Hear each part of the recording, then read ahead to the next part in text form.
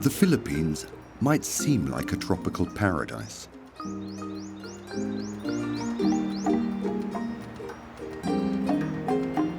One would imagine that life here would be one of comfort and simplicity.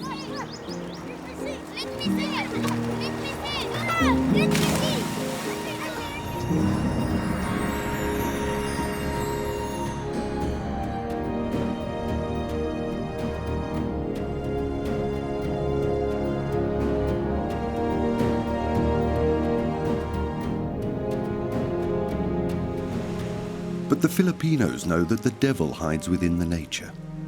Typhoons repeatedly destroy the fundaments of everyday life.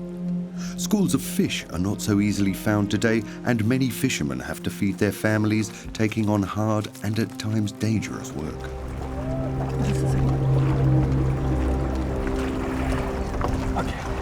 Such was the case with Soraniano, a fisherman from the small town of Oslo. And then something happened that the locals referred to as a gift from God.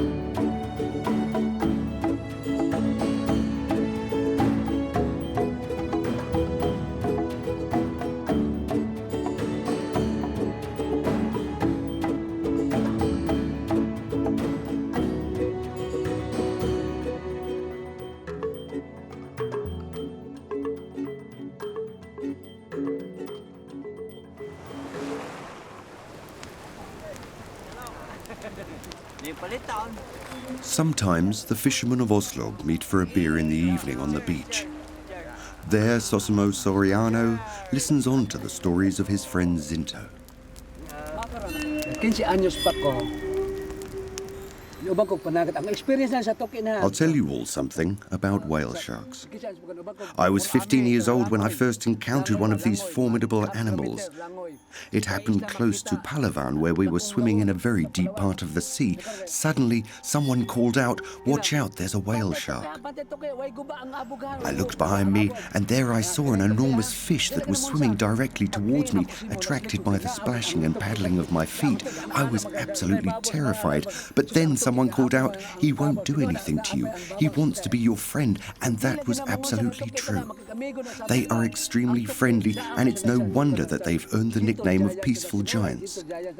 We have to treat them with respect because they have an intellect and feelings as we do.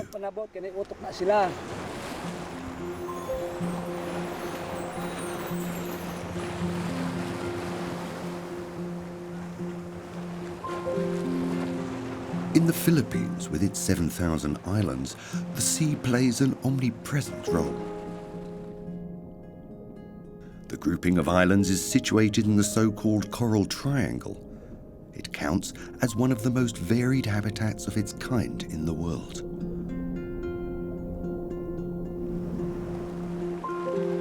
The ebb and flow of the tide dictates the pace of everyday life.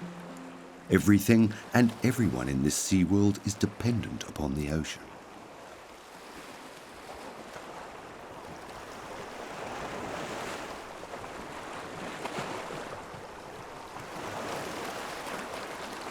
And even here, empty fishing nets are not unusual, as the sea has to feed nearly 100 million Filipinos.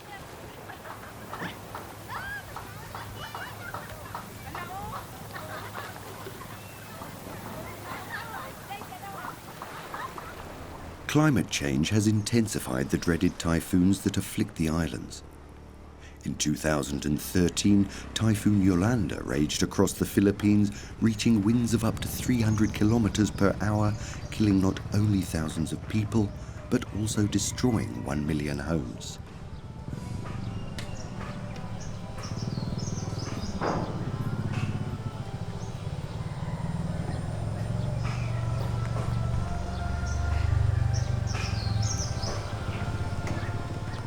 However, the inhabitants didn't give up afterwards. Tirelessly, they rebuilt everything in waiting for the next storm.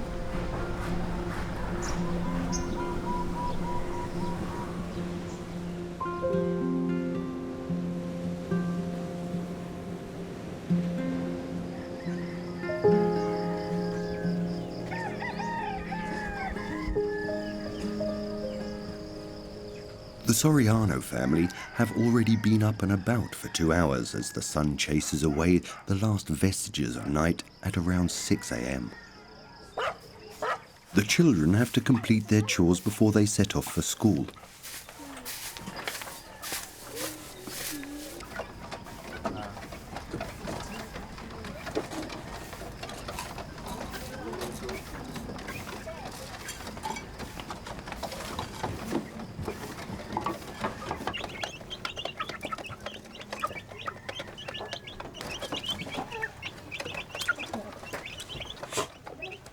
That the Soranianos have so much work to do is a normality of their everyday life, and no one complains. Lonnie Soraniano has to do the washing of 7 children and 2 grown-ups all by hand.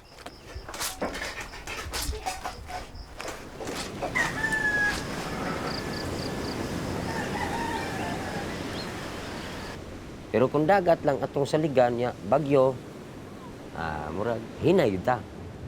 Sa katong It's very difficult when one has to survive solely from fishing. Actually, it's impossible because of those damned typhoons. Before Typhoon Pablo hit, the corals and the seagrass were still intact, and therefore there were still lots of fish. However, Pablo destroyed everything. First the corals died, and then the fish. We've had to find other ways to earn money in the meantime, so that we can survive.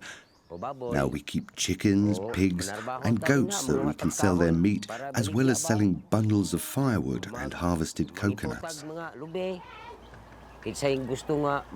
My biggest hope is that I can manage to save money for my children's education. They'd be proud and grateful even if they only managed to complete a high school education, because I never had the opportunity. And the house? Well, it does need urgent repairs, but that's impossible at present. I have an obligation to my children that they have a chance to get ahead in life.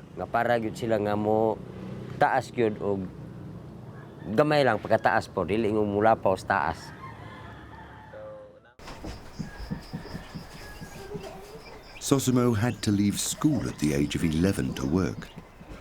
At that age, he hunted for fish on the seabed, breathing only with a breathing tube. The work was hard and dangerous, and at the age of 14, he looked to find something easier. He signed up to work in a steelworks.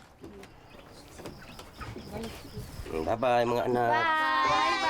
Bye-bye. Bye-bye.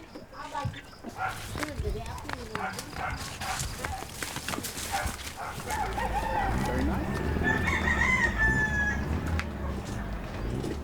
Now he has lived on this hill with his wife for over 20 years working as a fisherman. At first they had to live in a ruin, but Sosimo worked hard. His everyday journey to work is a steep path down the hill. But things were looking up for his family.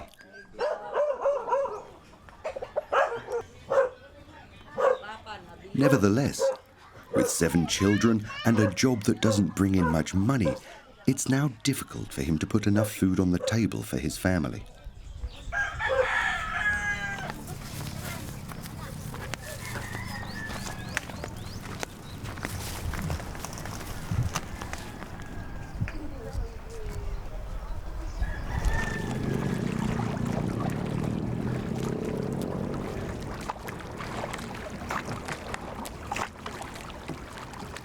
The old outrigger boats, known as bankers, are looked upon with amusement in other parts of Asia. They're considered old-fashioned.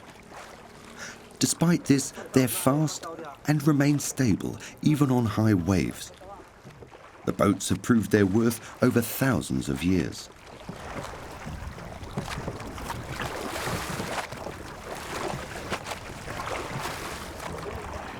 Sosimo's style of fishing could be described as eco-friendly.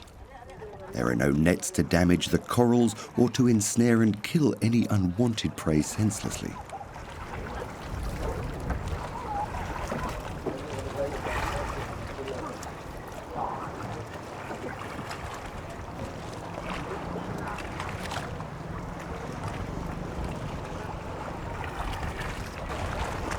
Sosimo has attached a fishing hook and a mass of shrimps to a stone.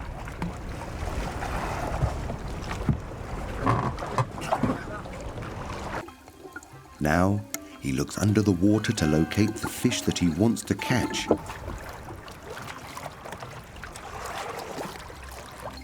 He paddles his boat exactly to where his prey are.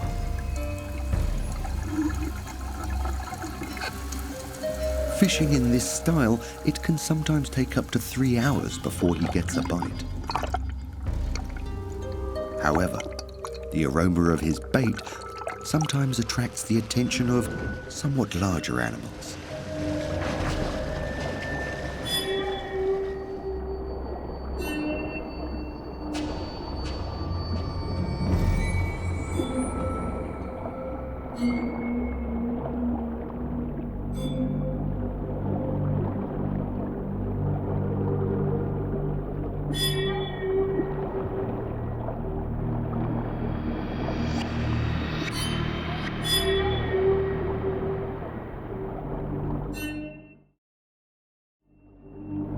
The whale shark is the largest fish in the world's seas.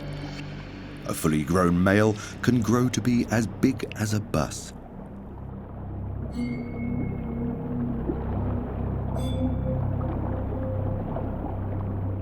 But Sosimo doesn't have to fear being eaten. Whale sharks prefer plankton, shrimps, and smaller fish. But they cannot resist the odor of the shrimps.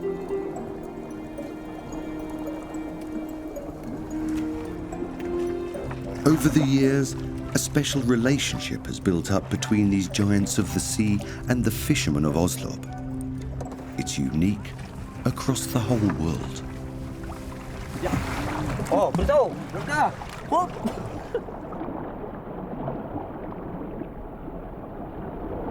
Nya.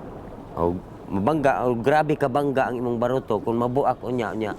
Sometimes they ram against the boat with their tail fins. Then I have to distract them, otherwise they might destroy my boat.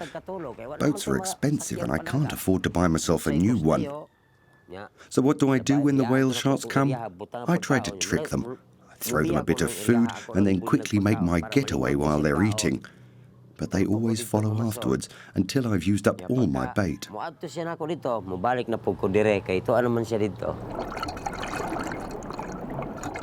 Exactly why there should be so many whale sharks here, no one knows. In other parts of the world, they are more like nomads, covering extensive distances. However, there are always some that decide to extend their stay around Oslo. Perhaps the location is nearby to one of their routes. The sea's currents define the routes of the whale sharks, carrying as they do the nourishment for the animals. However, it is not only large fish that profit from the plenitude of the Philippines' waters.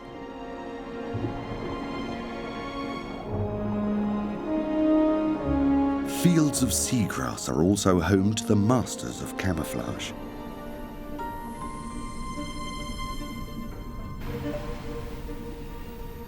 The robust ghost pipefish stands like a mottled blade of seagrass in the current.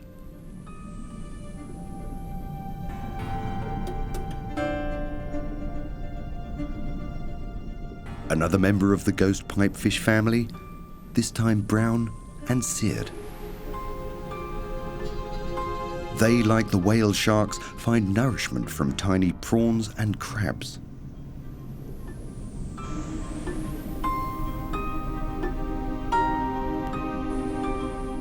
This leaf is no larger than a roulette jeton. Nevertheless, it is home to numerous animals. At the center, tiny fish seek their cover. This snail is smaller than the seed of an apple. This skeleton shrimp shares something in common with the whale shark in that they both feed on plankton.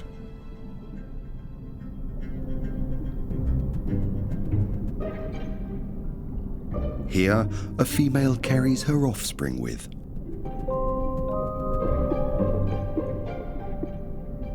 Protection of the brood in the land of the miniature.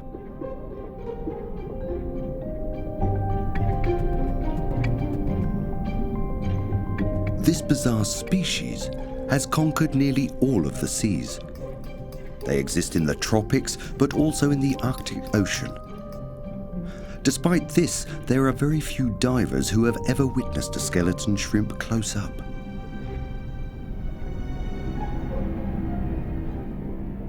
It's not easy for these fragile creatures. Even this nudibranch pushes them away. Bizarre as these creatures are, their enemy is of another caliber altogether.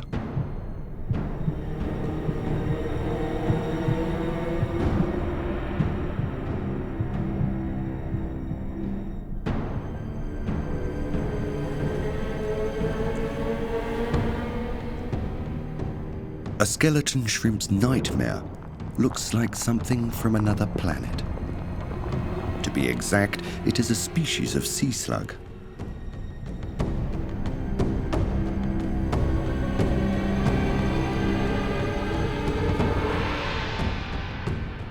It possesses a mouth opening that expands, encompassing its prey completely.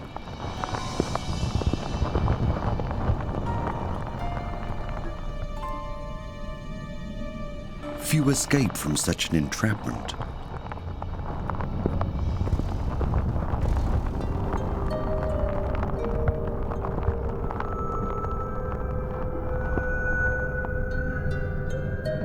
The strange tree-like growths on its back are its gills.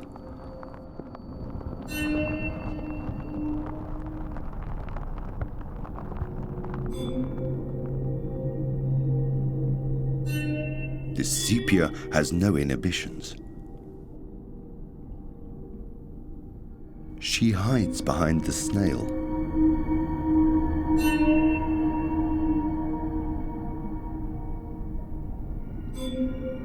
She has to wait until the snail moves on. The snail is in the process of laying her eggs.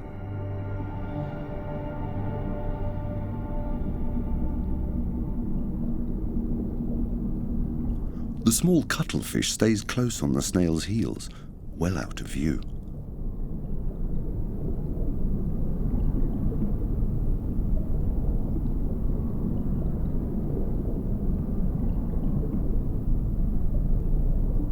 Her colors rapidly change if she loses contact with her mobile shelter.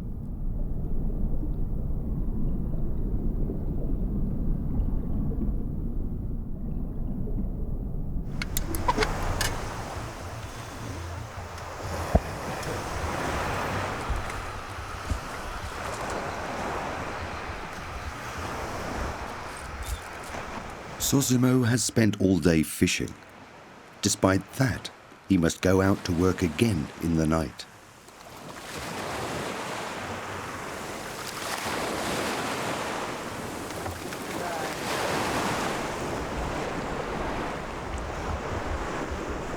For some, it would be perhaps too uneery to be out at sea alone at night. Sosimo has long become accustomed to it and sails out untroubled by the darkness. He attracts his prey with his light. He's not looking to fill his own plate with his catch. Instead, he's fishing for little shrimps called uyap, a delicacy for the whale sharks. It's at night that one can see what attracts the whale sharks.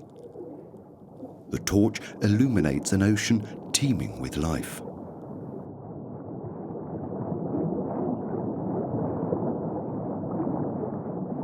The highly venomous banded sea crate takes his fill from moray eels. Large sea snails, partridge tons, bustle along their way.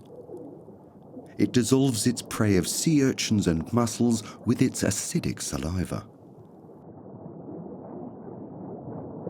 These dozing surgeonfish, on the other hand, are not such night owls.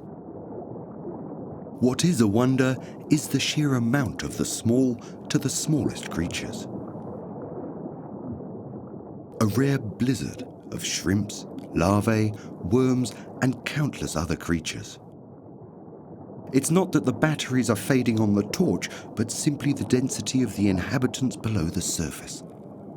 This is what makes Oslo so very interesting for the whale sharks.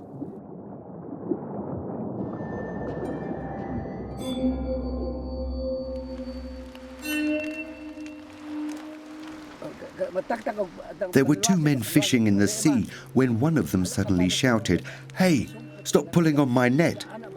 But it was a whale shark who'd got ensnared in the net. The men remembered that they should treat creatures of the sea with respect, and so said to the whale shark, "Here is something to eat. Please don't destroy our net." And the whale shark obeyed them. He could have ripped their net apart, but the fishermen dealt with him politely and with respect.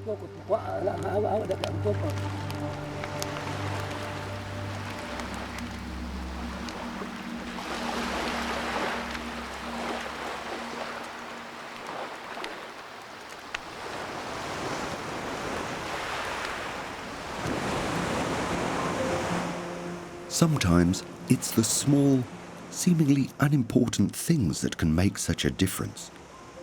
Allegedly, a storm can break out on the other side of the world when a butterfly flaps its wings. One person at the right time and in the right place can totally change the lives of hundreds of others. Sosimo can remember what occurred at the time. He reenacts what happened. Some tourists found their way to Oslo. Then they noticed the strange movements in the sea.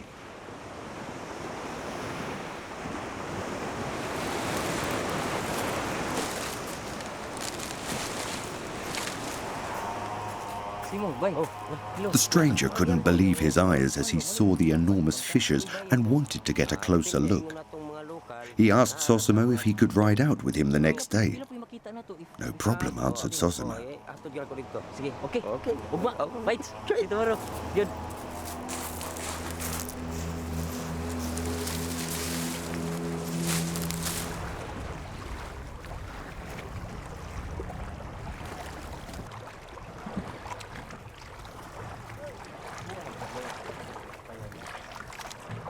What he experienced far exceeded his expectations.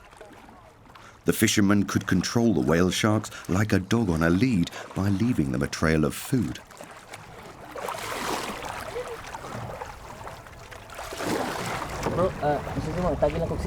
Would it be possible for him to go in the sea with the whale sharks? Again, not a problem.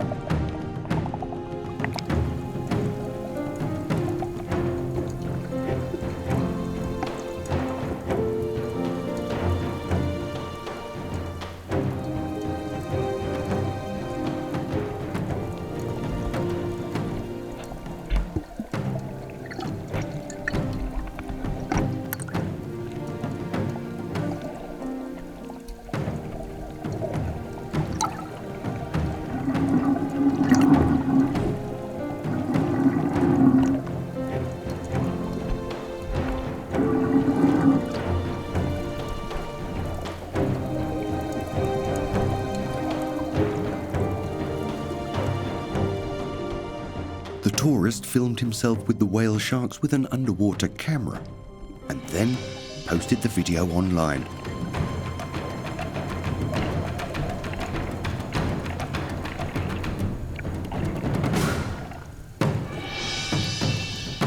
The film was an internet sensation, exploding with thousands of people clicking onto it.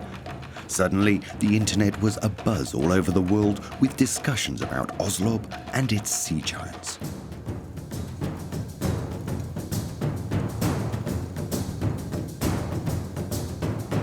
The fishermen and the whale sharks were famous.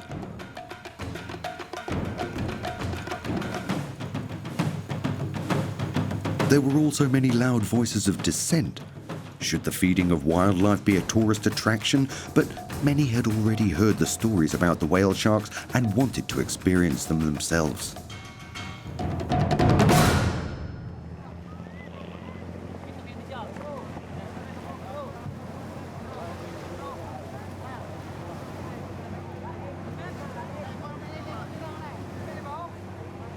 What had before seemed impossible was suddenly a reality. Oslo developed into a tourist resort and changed Sosimo's life.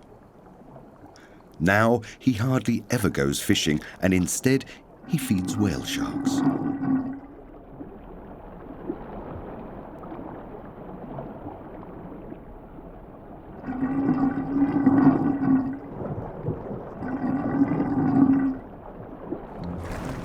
The holiday guests normally only stay for one day. They've come to see the whale sharks and nothing else. And the whale sharks are as regular as a Swiss watch mechanism. They arrive at the same time every day. It is a guaranteed wildlife experience.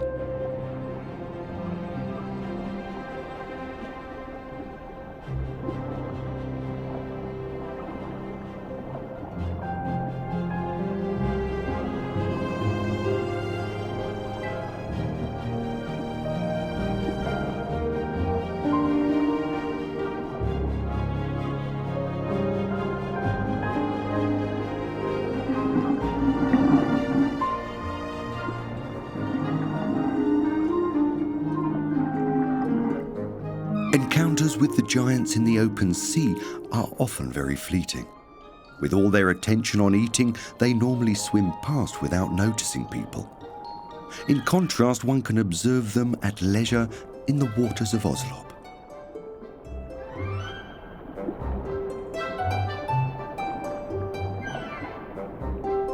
It's mainly the younger whale sharks that allow themselves to be fed.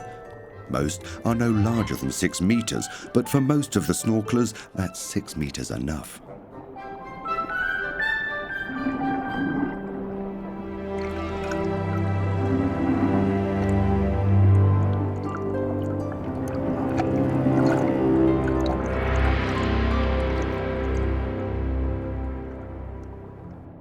Now, there is a new profession: tourist guide for the whale sharks.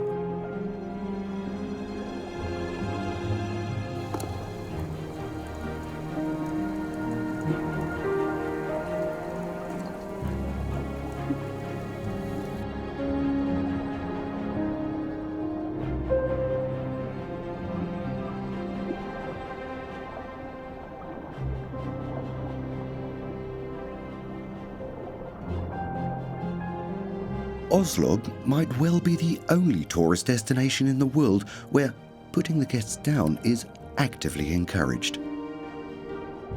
Everyone wants to have a picture of themselves with a whale shark, and that works best underwater.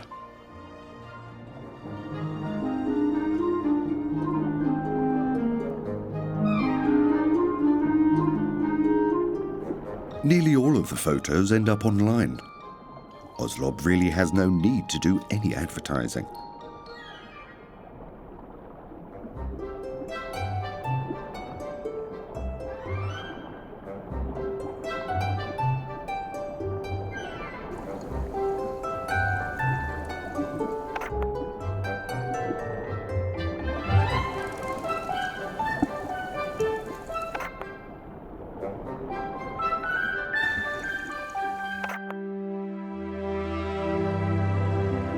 In only a few months, living with the whale sharks has transformed from a nuisance into a windfall.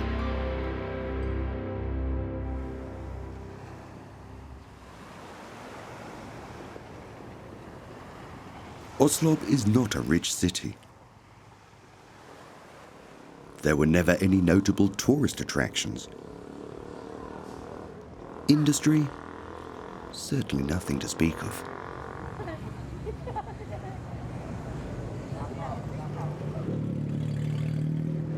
Many people try to make ends meet by starting up small to the smallest enterprises.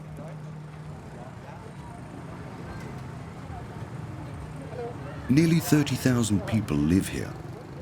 The main site is something like a city centre, but the illusion is misleading. Oslo actually stretches over many kilometres of coastline. Many of its 21 districts have similar tiny villages and towns.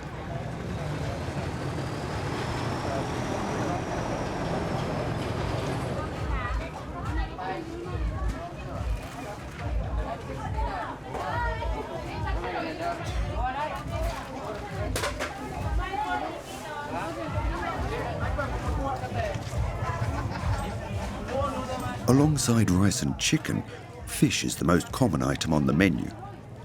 Despite the fact that the sea is on the doorstep, the fish eaten here are imported from other regions. Here, the fish stocks are exhausted.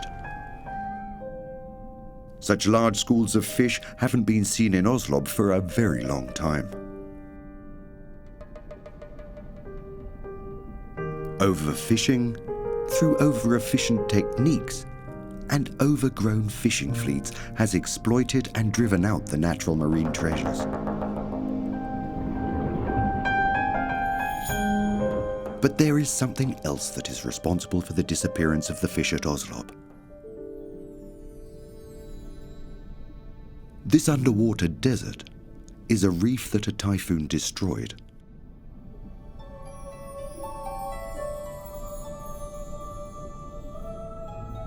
Where the corals were spared, the multitudinous marine life exists as normal. Such coral gardens used to exist in front of Oslo, but since Typhoon Pablo, they have disappeared. The reefs are habitat and playground for countless species of marine life. It is a finely balanced ecosystem, each of its citizens playing their own important role.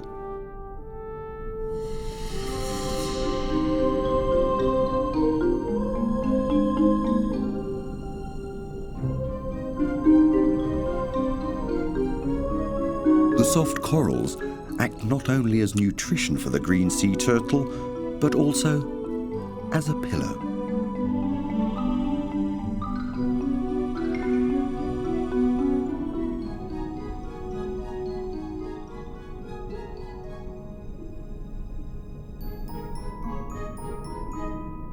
That is, as long as there's not any unruly neighbours making it impossible to catch a little nap. The live shark sucker, however, is untroubled by the idea of taking a lift on the tortoise's shell.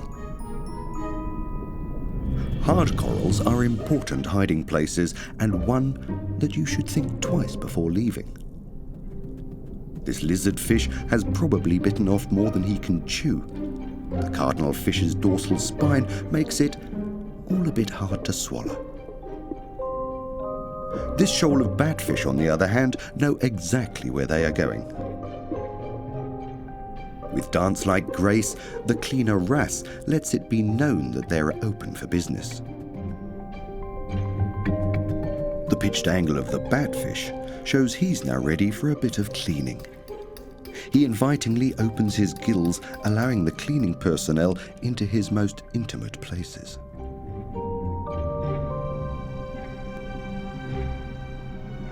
The workforce removes any parasites from the sensitive gills.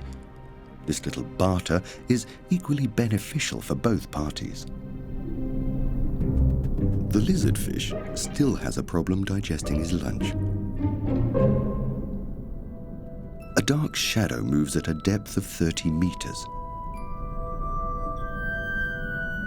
The curious thresher shark swims into schools of fish, whipping its long tail fin and eating the stunned recipients. Here, however, they come looking for one of the cleaning stations. Cleaning fish are only found where there are corals. Without the corals, there is no protection against the parasites. The lizardfish has finally conquered his irksome mouthful.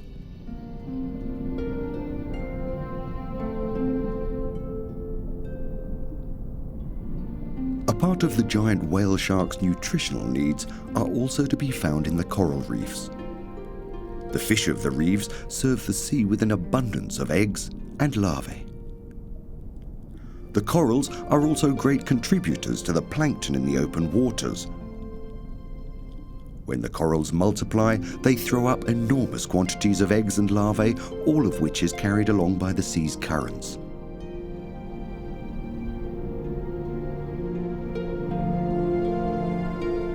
The largest creatures are the winners of the smallest's industry.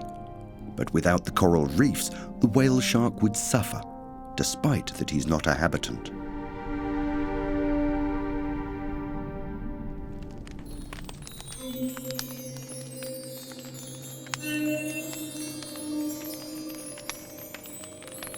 Nabalo sa na kanang gabi na ba na paon siya na. There was one night where a fisherman had terrible luck.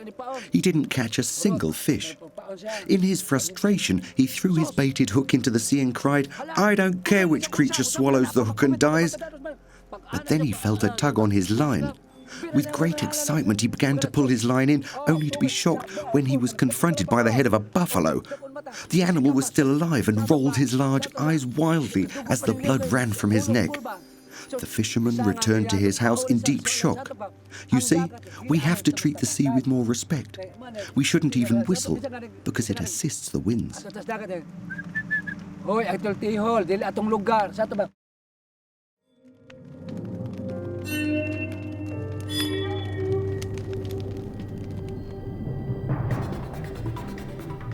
The world is beginning to change, even for the whale sharks of Oslo.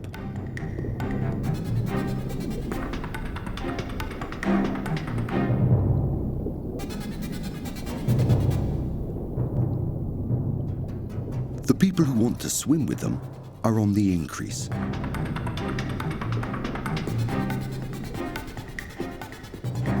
And ever-growing numbers of former fishermen, factory workers and truck drivers want to earn money from them.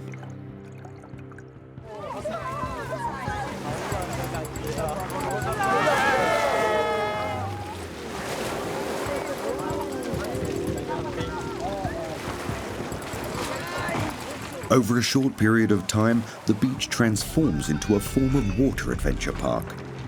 On one Sunday, 3,000 visitors jostled for a chance to swim with the giants. As the tourists fight for the whale sharks, the locals of Oslo fight for the tourists.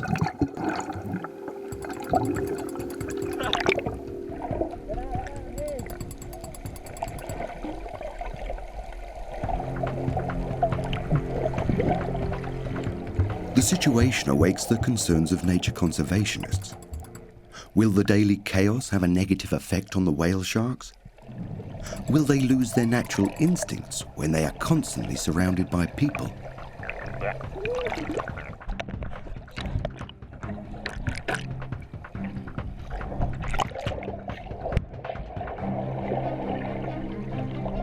All the pushing and shoving adds another risk for the tourists.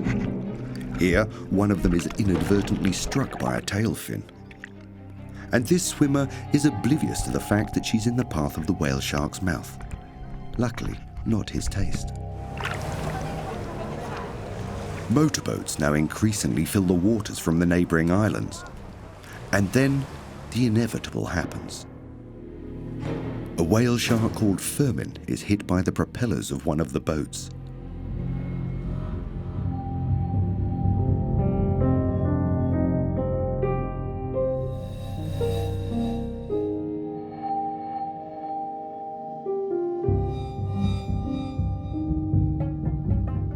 The menfolk of Oslo are unanimous.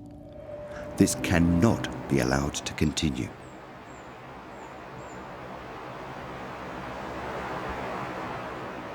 And so they're making the difference. They form contacts with marine biologists and politicians. The result? Tighter regulations for the protection of the whale sharks. Gikuan man gud na nga 4 meters. The most important regulation is that every boat and every swimmer has to maintain a distance of 4 meters. We'd already forbidden contact with the whale sharks, but the new regulation helps us to control it more effectively.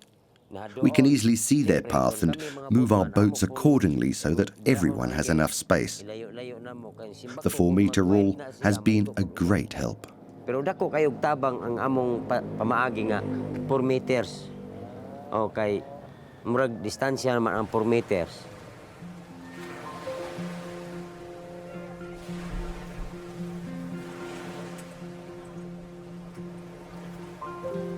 The new regulations help to coordinate the increased demands of tourism. The working day for the whale shark men begins around 5 a.m. with the preparation of the bait. Whereas earlier the 3 groups had competed, they instead collaborate. Now they all work as one. In the meantime, the men must no longer fish for the bait themselves. Now they can buy it from other corners of the Philippines.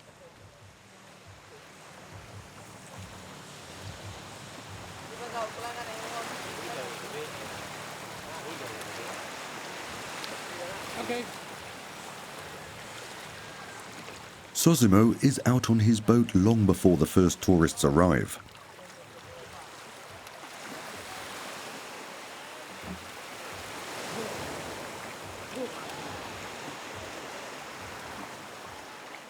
His job? To attract the whale sharks. They, in turn, are never slow to take up the invitation.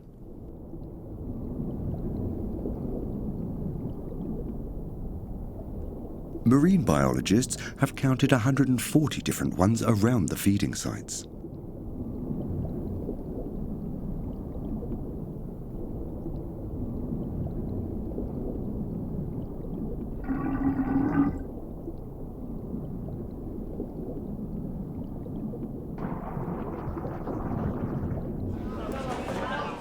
The tourists, in the meantime, are given guidelines as to how they should conduct themselves and the penalties for not doing so. In one of the newly agreed regulations to cut down on the numbers, admission was increased by 100%. Allowed to touch the whale shark. Milet and Cheta and her family live on the neighbouring island. It's their first visit here. Come and go. Yeah, kasi migratory talaga. This area It's a was short known journey because the whale sharks swim only 40 meters from the beach. The tourist boats are bound together behind one another in a line.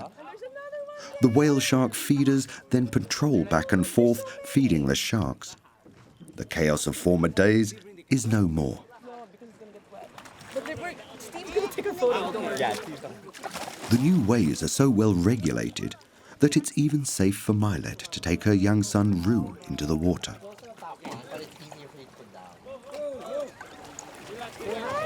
Say hi there. Hi.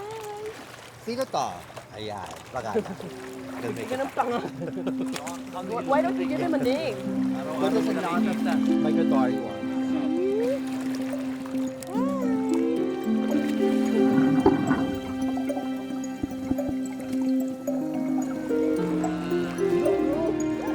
The family is in luck.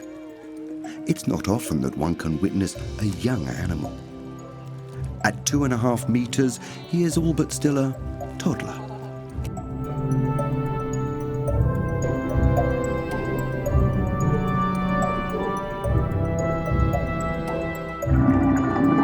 Now, biologists have to ascertain whether the continued feeding is beneficial to the whale shark population. The whale sharks are seemingly unperturbed that they receive only morsels of feed.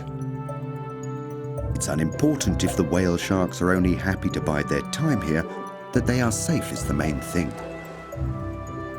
The line of boats moves slowly forward.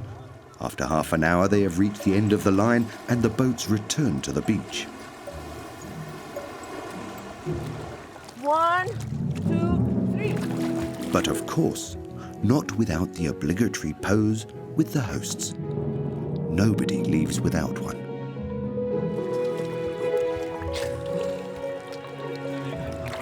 Oh, it was fabulous. Amazing. I've never seen so much whale sharks at one time and how friendly they are. I've seen one before, but not this much one time. A must see, I must say. 200 men are working together with the tourists. Among them, many that had far more demanding jobs than those enjoyed by today. The success has led to envy from the neighbouring resorts without the giant attractions. Until now, it is still forbidden for any of the other resorts to open up a second Oslo.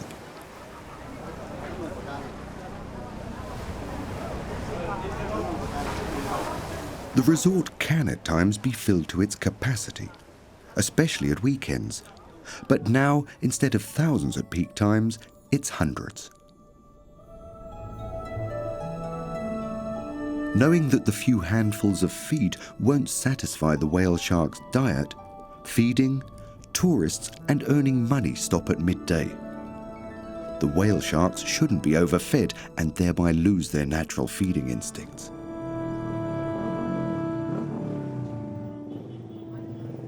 At the close of the day, all the men meet here at the most important building. Here will be decided how the money is shared out. The increase in the amount of motorcycle traffic is witness to the growing wealth of Oslo. These are the tensest minutes for Sosimo and his colleagues. One never knows quite how much money has been earned through ticket sales and tips.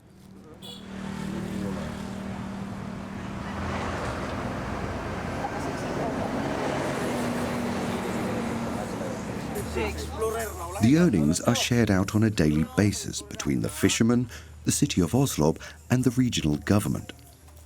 Exactly what the men earn is kept firmly beneath board. However, one can be certain that it is above the national average for the Philippines. In former times, Sosimo had to work from sunrise until sunset, and then at times into the night. Now he can afford the odd evening enjoying a drink with friends after work on the beach. The whale sharks have offered him a new and still at times unaccustomed life.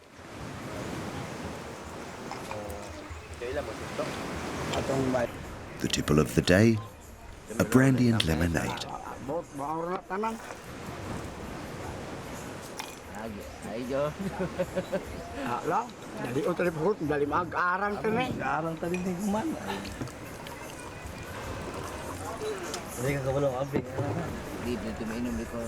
Ya, sukad nga niabot na siya din ha. It cannot be emphasized enough how much progress we've made due to the whale sharks and the increase in revenue to our village and to our region. Now there's more money to be earned for us, the bird people. It's certainly enough that I don't have to worry about my family going hungry anymore.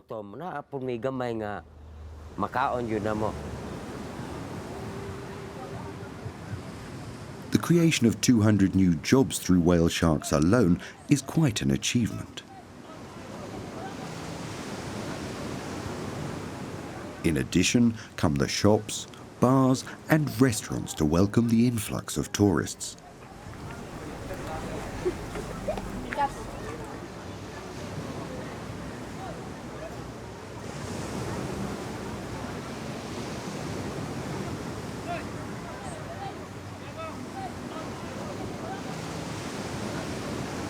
Diving schools and resorts have sprung up all over the region. The old palm leaf roofed huts have been blown away by the typhoons. Here instead stand brick houses, often bedecked with little terraced kiosks.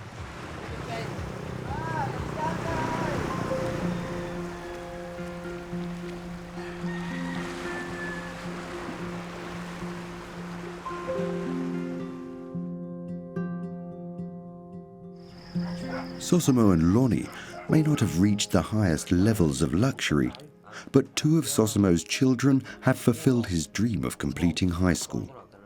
5 more to go. The household, in the meantime, is the proud possessor of a television. There are even some extras for the children.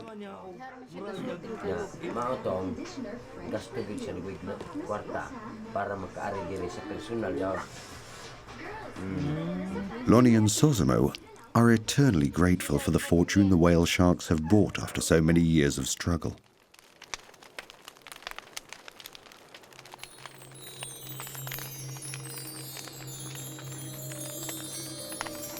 Kay ang tuki kay kana yung tuki jud kanang ato yung kanabang adunay ta respeto usa ko sa kay We have to pay our respects to the whale sharks.